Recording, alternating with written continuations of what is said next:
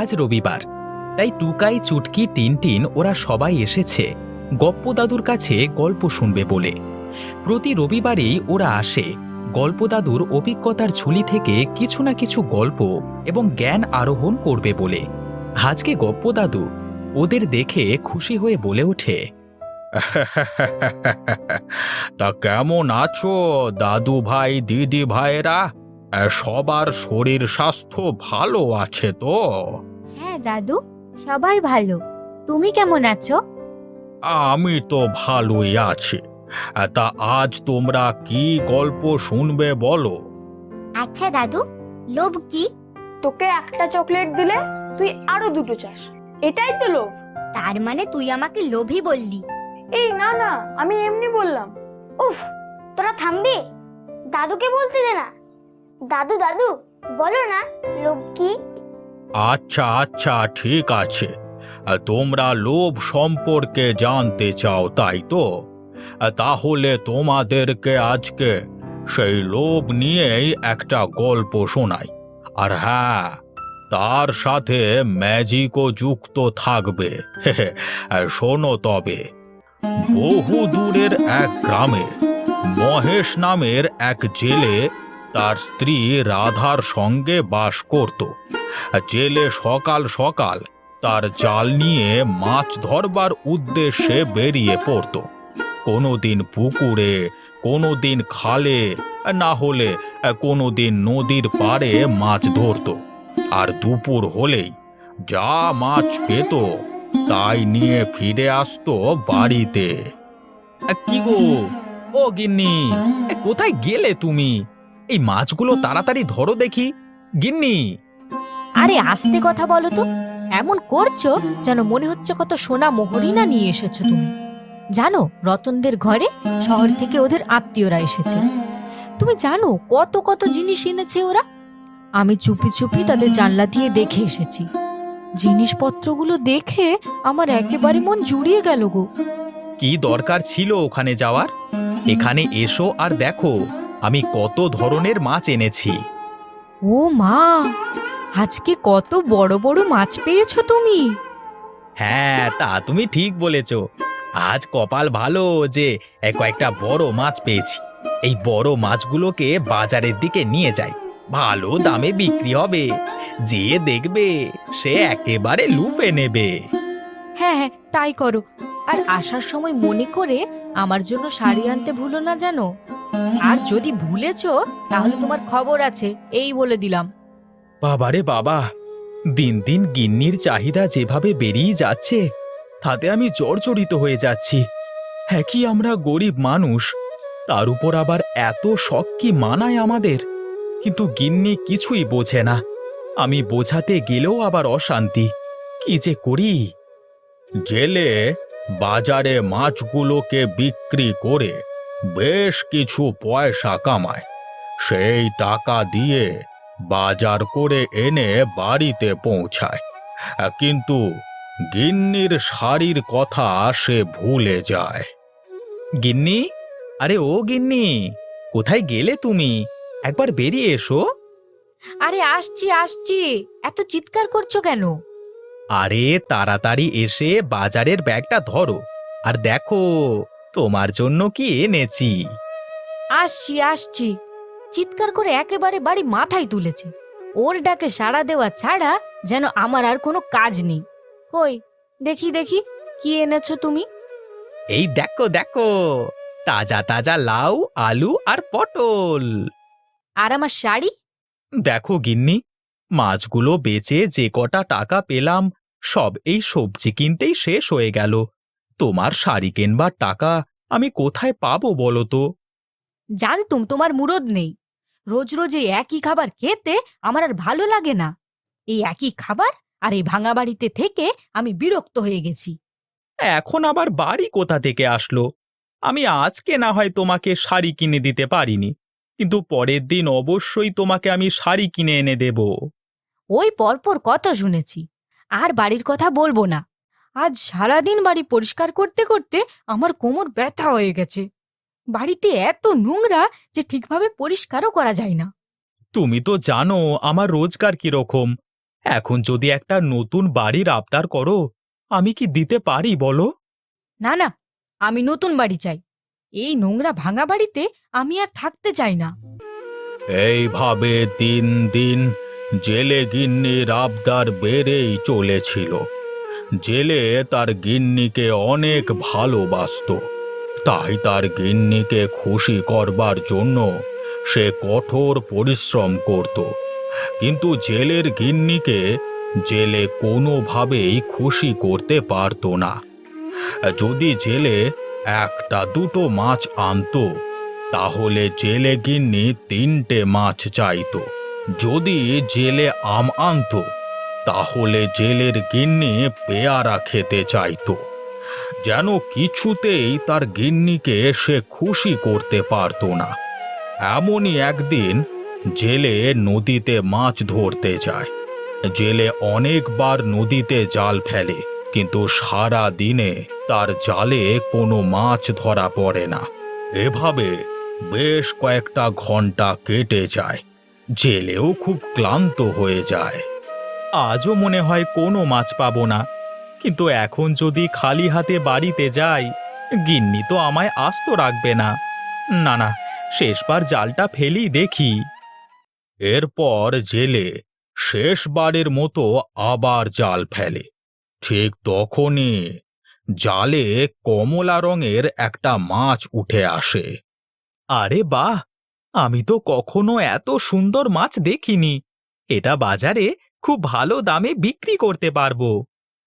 আরে কি, মাছটা তো দেখছি তার আকারের তুলনায় অনেক বেশি ভারী। মনে হয় অনেক বেশি খেয়ে ফেলেছে। না জেলে ভাই, এজন্য আমি ভারী নই। এ কি, মাছটা আবার কথাও বলছে। এটা আবার ভূত নয় তো? না জেলে ভাই, আমি কোনো ভূত নই। তাহলে তুমি কথা বলছো কি করে? না জেলে ভাই, আমি কোনো সাধারণ মাছ নই গো। আমি হলাম জাদুর মাছ। দয়া করে আমাকে ছেড়ে দাও। মাছটার কথা শুনে জেলের খুব মায়া হলো। আচ্ছা, ঠিক আছে, তুমি যেতে পারো। তবে তুমি যাও। তোমাকে অসংখ্য ধন্যবাদ জানাই জেলে ভাই। কোনোদিন সুযোগ পেলে তোমার এই ঋণ আমি অবশ্যই শোধ করব। জেলে এই ঘটনার পর বাড়ি চলে যায়। হ্যাঁ হ্যাঁ হ্যাঁ গিন্নি, হ্যাঁ গিন্নি, হ্যাঁ তোমাকে একটা কথা বলবার আছে। তাড়াতাড়ি এসো, তাড়াতাড়ি এসো, এসো এসো। এ কি, তোমার ঝুড়ি খালি কেন? আজকে একটা মাছও ধরনি বুঝি? হ্যাঁ হ্যাঁ গিন্নি, আজকে আমি এক অদ্ভুত ধরনের মাছ ধরেছিলাম। সেই মাছটা আবার কথাও বলতে পারে। কি সব আবোল তাবোল বকছো? মাছ আবার কথা বলে? এই ভর দুপুরে তোমাকে ভূতে ধরেছে নাকি? আরে না না, সত্যি বলছি।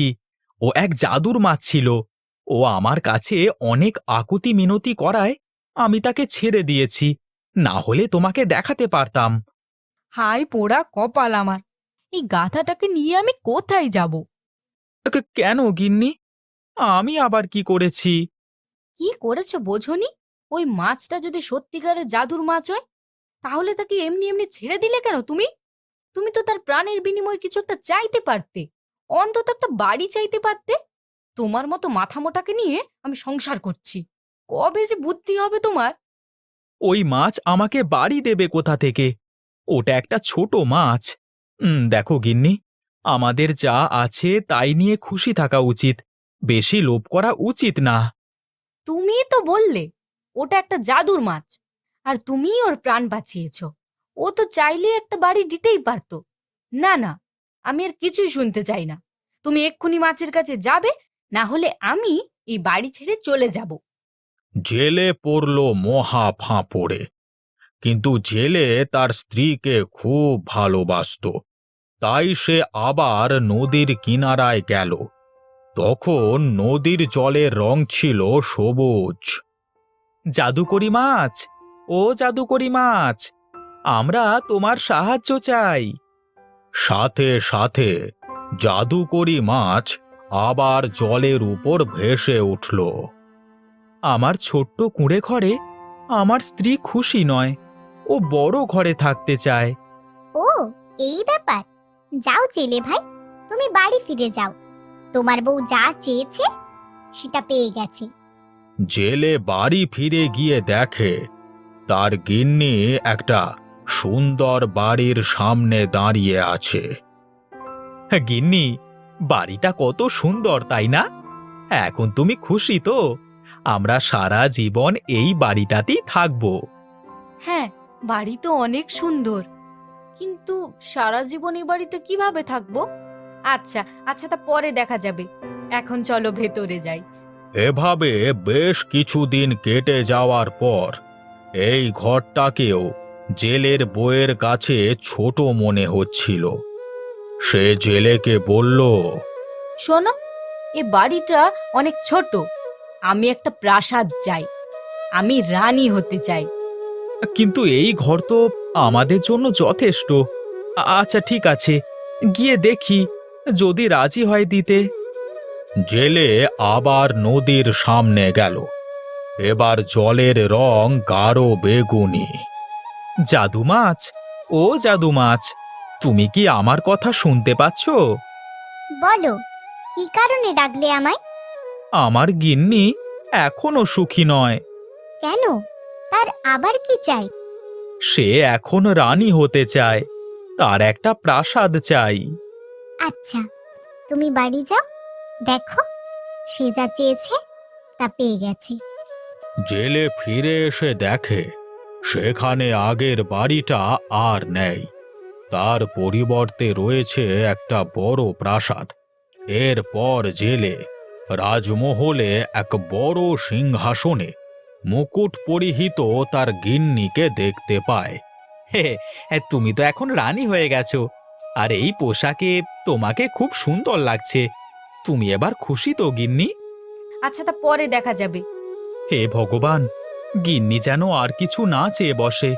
তুমি দেখো একটু, ওর এত লোভ কিন্তু ভালো নয়। ওর লোভের কারণে জানি না কি বিপদ ডেকে আনে। এভাবে কিছুদিন কেটে যায়। এরপর জেলের গিন্নি দিন রাত এক করে এটাই ভাবতে থাকে কিভাবে তার জীবনে আরো খুশি আসবে। এভাবে অনেক দিন কেটে যায়।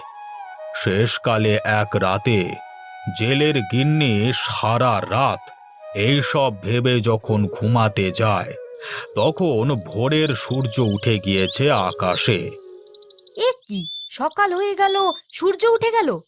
সূর্য কি জানে না আমি কালকে রাতে ঘুমাইনি? ওর সাহস কি করে হলো? এই, ওঠো ওঠো, আরে তাড়াতাড়ি ওঠো, ঘুমাবে পরে। জেলে তার গিন্নির ডাকে ধরফড়িয়ে ঘুম থেকে উঠে বসে। কি কি কি হয়েছে গো? হ্যাঁ, কি কি হয়েছে? বাবারে! শোনো, আমি সূর্য আর চাঁদকে নিজের ইচ্ছে মতো চালনা করতে চাই, ওরা যেন আমার কথা মতো চলে। আমি সর্বশক্তিমান হতে চাই। তোমার কি মাথা খারাপ হয়ে গেছে? আমি আবার বলছি, এতে কিন্তু হিতে বিপরীত হতে পারে। তুমি কি যাবে? এক্ষুনি ওই মাছের কাছে গিয়ে আমার ইচ্ছের কথা বলো। জেলে গিন্নির কাছে ধমক খেয়ে আবার সেই জলাশয়ের দিকে যেতে থাকে। নদীর কাছে গিয়ে দেখে সেখানে জলের রং একেবারে কুচকুচে কালো হয়ে গেছে। এ কি, জলাশয়ের এরকম অবস্থা কেন? জাদুর মাছ, ও জাদুর মাছ, একবার উঠে এসো। বলো জেলে ভাই। আমার গিন্নি এখনো খুশি হয়নি, ও আবারও আবদার করে বসেছে। ও আবার কি চায়? ওর কাছে তো এখন সবই আছে। ও সর্বশক্তিমান হতে চায়। এখন এটা কি করে সম্ভব বলো? দিন দিন ওর লোভ অতিরিক্ত বেড়ে গেছে। আচ্ছা জেলে ভাই, তুমি চিন্তা করো না, তোমার গিন্নির এই ইচ্ছাটাও পূরণ করলাম। যাও, বাড়ি যাও। এই কথা শুনে জেলে তার প্রাসাদের দিকে যায়, কিন্তু প্রাসাদের ভেতরে কাউকে দেখতে পায় না। সে সারা প্রাসাদ ঘুরে ঘুরে তার বউকে খুঁজে বেড়ায়, কিন্তু কোথাও তাকে দেখতে পায় না। গিন্নি, গিন্নি কোথায় গেলে? কোথায় গেলে গো গিন্নি? হায় হায় হায় হায়, তোমার কি হলো? তুমি তুমি কোথায় গেলে গিন্নি? সব জায়গায় খুঁজে না পেয়ে জেলে আবার ছুটে গেল সেই জলাশয়ের মাছের কাছে। সেখানে গিয়ে দেখে নদীর জলের রং নীল বর্ণ ধারণ করেছে। চারপাশের পরিবেশ একেবারে শান্ত। জাদু মাছ, ও জাদু মাছ, জাদু মাছ, তুমি কি জানো আমার গিন্নি কোথায়? ওকে আমি কোথাও খুঁজে পাচ্ছি না। ও কোথায়? আমি ওকে সর্বশক্তিমান করে দিয়েছি। যেহেতু সর্বশক্তিমানকে কেউ দেখতে পায় না, তাই তোমার গিন্নিকেও কেউ আর দেখতে পাবে না। ও অদৃশ্য হয়ে গেছে। না না, এরকম করো না। আমার গিন্নিকে আমার কাছে ফিরিয়ে দাও। দয়া করো, আমাকে দয়া করো। না না, আমি আমার জাদু ফিরিয়ে নিতে পারবো না। আমি আমার জাদু ফিরিয়ে নিই না। তুমি আমাকে ক্ষমা করো জেলে ভাই। হ্যাঁ হ্যাঁ, তুমি এরকম করতে পারো না। আমি তোমার প্রাণ বাঁচিয়েছি। দয়া করে আমাকে আমার পুরনো গিন্নিকে ফেরত দাও। আমি চাই আমার গিন্নি যেন সারা জীবন খুশি থাকে, আর ওর মনে কোনো লোভ যেন না থাকে। আমার আমার কোনো প্রাসাদ আর কোনো অর্থের প্রয়োজন নেই। ঠিক আছে, তুমি যেহেতু আমার প্রাণ বাঁচিয়েছো, তাই আমি তোমাকে তোমার গিন্নিকে ফেরত দিচ্ছি। যাও, নিজের ঘরে ফিরে যাও। তোমার গিন্নি তোমার জন্য অপেক্ষা করছে। হ্যাঁ, ধন্যবাদ, তোমাকে অনেক ধন্যবাদ জাদুর মাছ। জেলে বাড়ি ফিরে আসলো, কিন্তু জেলে অবাক হলো। তার সেই ছোট্ট কুঁড়ে ঘরের দরজায় তার গিন্নি তার জন্য দাঁড়িয়ে আছে। তার গিন্নিকে দেখে খুব হাসি খুশি লাগছিল। সে দৌড়ে তার গিন্নির কাছে গেল। আমাকে ক্ষমা করে দাও, আমি বুঝতে পারিনি সিংহাসন আর প্রাসাদ নিয়ে মানুষ খুশি হয় না। চলো ভেতরে চলো। সেদিন থেকে জেলের গিন্নি জেলের সাথে আর খারাপ ব্যবহার করতো না। তারা কখনো খালি পেটে থাকেনি। তারা সুখে শান্তিতে থাকতে শুরু করে। তাহলে শুনলে তো দাদু ভাই দিদি ভাইরা, কখনো বেশি লোভ করা ভালো নয়। লোভের দ্বারা আমরা নিজেরাই নিজেদের বিপদ ডেকে আনি। না না দাদু, আমরা কখনোই লোভ করবো না। বেশ বেশ, তোমরা সবাই ভালো থেকো কেমন? আজ তাহলে আসি। তোমাদের সঙ্গে আবার পরে দেখা হবে কেমন?